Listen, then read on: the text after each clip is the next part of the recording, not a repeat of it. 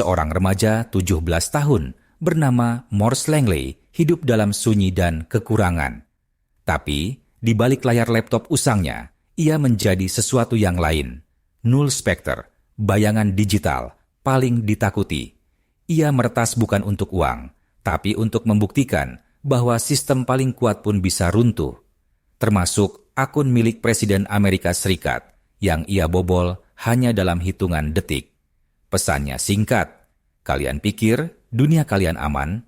Kalian salah. Saat dunia gempar, Morse hanya tersenyum dalam gelap. Karena ia tahu yang tak terlihat adalah yang paling berbahaya. Langsung simak baik-baik ceritanya. Malam, di kota kecil Muncie, Indiana, turun perlahan seperti tirai sutra yang usang. Di sebuah rumah reot di pinggir jalan rel, remang lampu temaram menyinari jendela kamar yang tak lebih besar dari gudang tua. Di sana, duduk seorang remaja laki-laki dengan hoodie kelabu, matanya terpaku pada layar laptop usang yang telah bertahun-tahun tak mendapat pembaruan.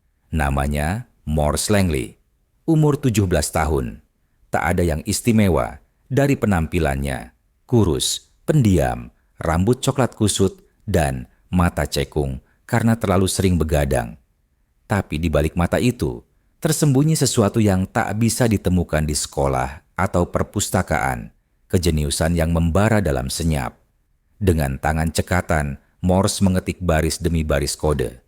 Di layar, tampak antarmuka login Instagram seorang selebriti Hollywood. Morse tak tersenyum, bahkan tak berkedip. Ia menunggu.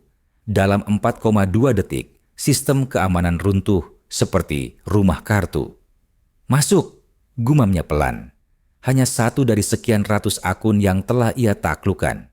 Tapi Morse tak mengejar popularitas. Ia tak ingin uang, tak menjual data, bahkan tak mengubah satu pun kata dalam akun yang ia retas. Ia hanya menulis satu baris kecil di log sistem yang hanya bisa dibaca oleh admin. Null Spectre was here. Itulah namanya di dunia maya. Null Spectre. Bayangan tanpa bentuk. Hantu digital yang tak pernah terekam kamera, tak pernah terendus sinyal, namun keberadaannya mulai jadi desas-desus di forum-forum siber bawah tanah. Segalanya berubah ketika Morse mendapat ide gila. Bukan untuk mencuri, melainkan untuk menguji sistem yang diklaim tak bisa ditembus. Sistem keamanan digital Presiden Amerika Serikat. Selama 3 minggu, ia mempelajari jalur jaringan Gedung Putih, mengeksploitasi kelemahan lewat server ketiga di Estonia, memalsukan protokol API Twitter, hingga akhirnya, klik, ia masuk. Akun resmi @POTUS kini berada di bawah kendalinya. Ia membuka halaman profil, menatapnya beberapa detik. Dunia bisa jadi miliknya sekarang. Tapi Morse tak menulis ancaman. Ia tak menuntut uang. Ia hanya mengetik satu kalimat, lalu keluar. Kalian menciptakan sistem yang kalian sendiri tidak bisa kendalikan. Dalam 5 menit, CNN menghentikan siaran untuk breaking news. Twitter gempar. NSA siaga penuh. Kantor Keamanan Nasional dibanjiri perintah. Dan Morse? Ia sudah duduk kembali di loteng kecilnya, menyeruput kopi murah buatan ibunya. Dunia itu lemah, bisiknya. Dan yang kuat tak selalu lahir dari Menara Gading. Pemerintah menanggapi seperti biasa, dengan paranoia dan pelacakan. Semua akses internet nasional disisir. Nama Null Spectre mulai dibisikkan di markas CIA seperti kutukan kuno. Tapi Morse selalu selangkah lebih maju. Ia berpindah-pindah node, mengenkripsi jejaknya, membangun labirin digital yang bahkan algoritma pencarian tercanggih tak bisa membongkar. Namun, Morse tahu satu hal, semua sistem bisa runtuh, termasuk dirinya sendiri. Malam-malam berikutnya, Morse menulis dalam jurnal offline-nya, satu-satunya tempat yang tak bisa diretas. Jika suatu hari aku tertangkap, biarkan dunia tahu. Aku bukan menghancurkan sistem. Aku menunjukkan bahwa sistem itu telah lama rusak. Dan ketika listrik padam malam itu, Morse menatap jendela kecil kamarnya. Di luar sana, dunia panik mencari bayangan. Tapi ia hanya seorang remaja miskin, duduk di ruang gelap, tersenyum sendiri. Dan di layar laptopnya yang mulai menghangat, muncul satu baris teks. Welcome back, Null Spectre. 3 hari setelah serangan digital terbesar dalam sejarah politik modern, dunia masih dalam geger.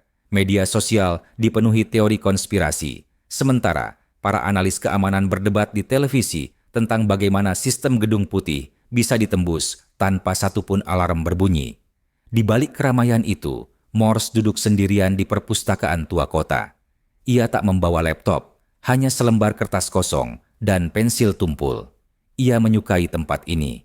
Sunyi, tak terhubung dengan apapun. Tempat di mana dunia digital tak punya kekuasaan. Seorang pria tua, penjaga perpustakaan, menatapnya sesekali.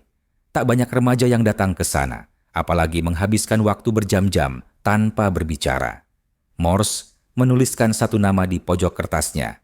Aegis, itulah nama proyek rahasia milik pemerintah. Firewall besar yang diklaim tak tertembus. Namun, Morse menemukan celahnya.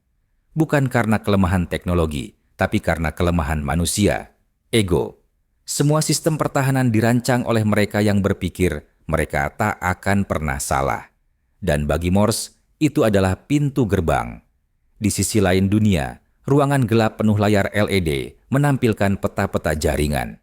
Di tengahnya, berdiri seorang pria dengan jas hitam dan lencana NSA tersembunyi di balik kerahnya.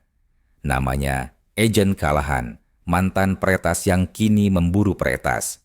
Dia bukan penjahat biasa, gumam Callahan. Dia bukan cari uang, ini pribadi. Mereka mulai memetakan gaya Morse, pola pengetikan, pilihan kata dalam pesan, bahkan struktur kode yang ia tinggalkan. Morse tak pernah menyadari setiap baris kode menyimpan jejak jiwanya, cara berpikirnya. Dan Callahan tahu, satu-satunya cara menangkap Morse adalah dengan berpikir seperti dia. Namun, yang Callahan tak tahu, Morse sudah memantau mereka terlebih dahulu. Di loteng rumahnya, Morse mengaktifkan jaringan gelapnya. Ia menyadap komunikasi NSA hanya untuk satu tujuan, melihat siapa yang cukup cerdas untuk mengejarnya. "Halo Callahan," tulis Morse dalam pesan teks anonim yang muncul di layar komputer sang agen. Callahan terdiam. Sekali lagi, Morse membuktikan bahwa bahkan para pemburu pun bisa diburu. Setelah semua kebisingan, Morse mulai merasa gelisah. Ia tak lagi mengejar adrenalin. Ia mencari makna. Suatu malam, ia bertemu dengan seorang gadis di halte bus saat ia sedang mengantar ibunya pulang bekerja.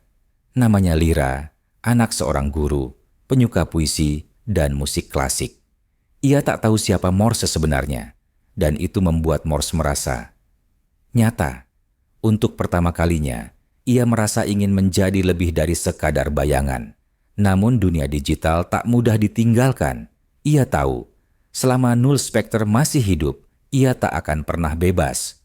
Malam itu, Morse menatap layar laptopnya dan mulai mengetik baris terakhir kode penghancur yang akan memusnahkan semua jejak dirinya dari internet. Semua akun, semua file, semua jejak digital Null Spectre dihapus. Namun, sebelum ia menekan enter, sebuah notifikasi muncul. Incoming connection, Callahan.